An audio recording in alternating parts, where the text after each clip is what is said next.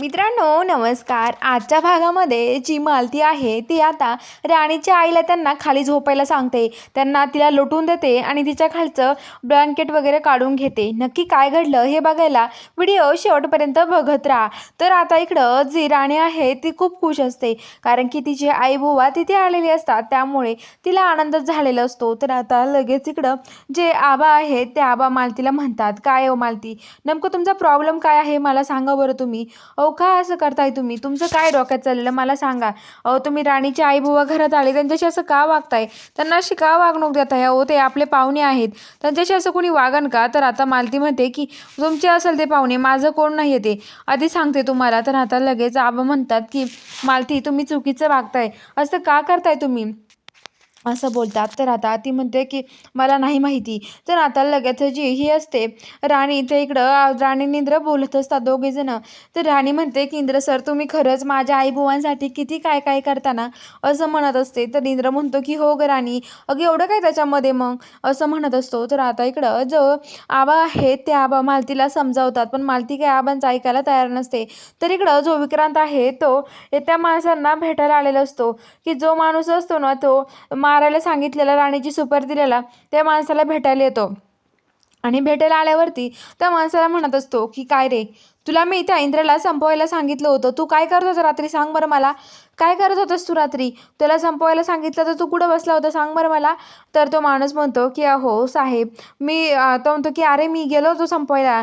अरे विक्रांत पण आहे ना काय झालं माहिती का तुला, अरे तिथे ते पत्ते खेळत बसले रात्रभर, मग मी कुठं जागणार तू सांग ना. मी कुठं जागणार, मी कुठं काय करणार, त्यामुळं माझ्याकडे काहीच नव्हतं, मी काय करणार तू सांग ना.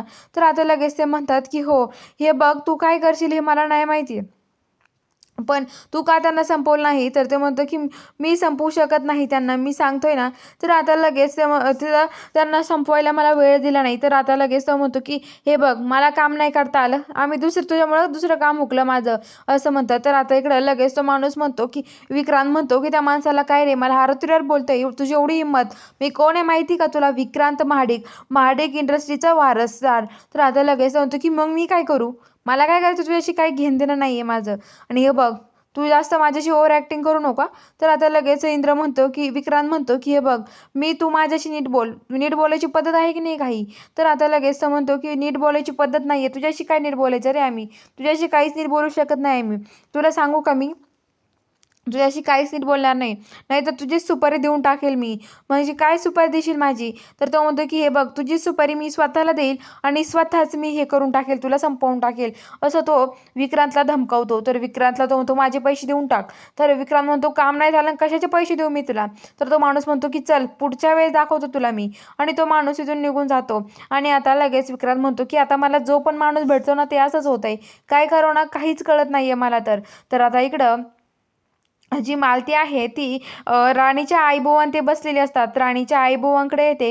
राणीच्या आईबुवां ते तिथे बोलत असतात. राणीच्या आईबुवा म्हणत असतात की खरंच आपण आहे ना, खरंच हे आपण चुकीचं आहे इथे राहणं, लेकीच्या घरी कोणी राहतं का, आपण नको राहायला इथे, आपण लवकरच इथून निघून जायला हवं, आपण का थांबतोय इथे, आपण निघून जाऊयात, असं म्हणतो. तर आता लगेच राणीची आई म्हणते की हो ना हो मला पण नाही बरोबर वाटत आहे. तर ते म्हणतात की हो मग काय करणार आहोत आपण. तर आता लगेच ते म्हणतात की हो ना.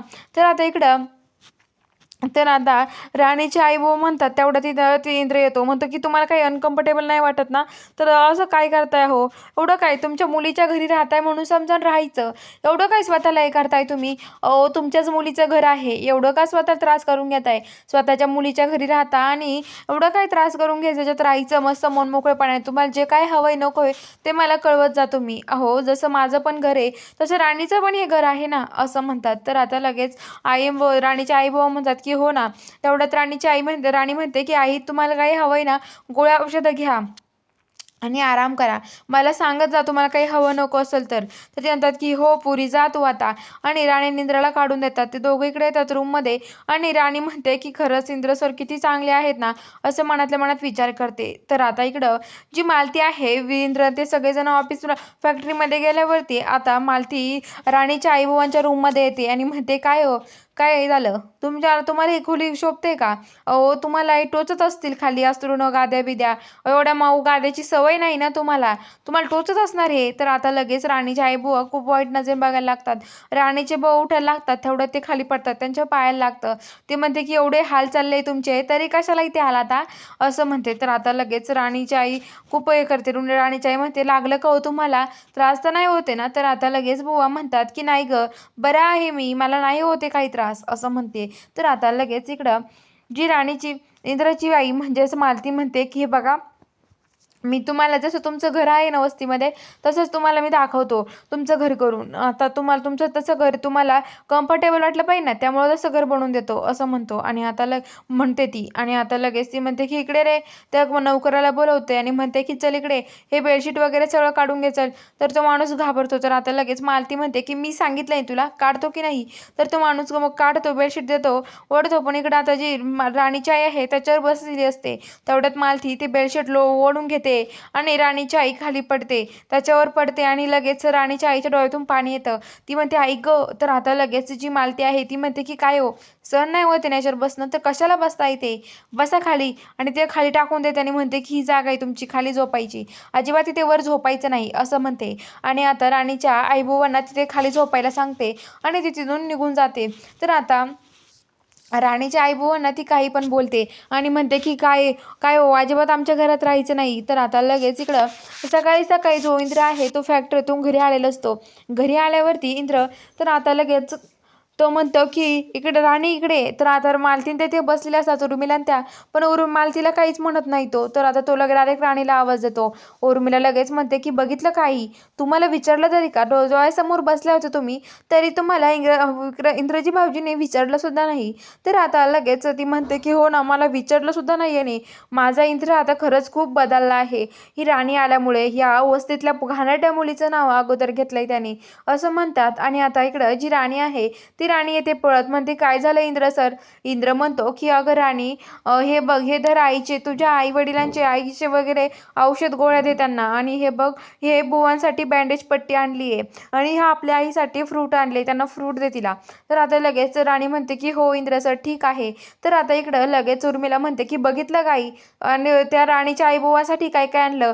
तुमच्यासाठी आणलं काय?" तर लगेच "काय आणलं ते?" "फ्रूट." "नुसते फ्रूटनी काय होणार आहे तुम्हाला? त्या राणीच्या आई-वडिलांसाठी काय काय करतोय तो?" असं म्हणतात. तर आता लगेच म्हणते की "हो ना."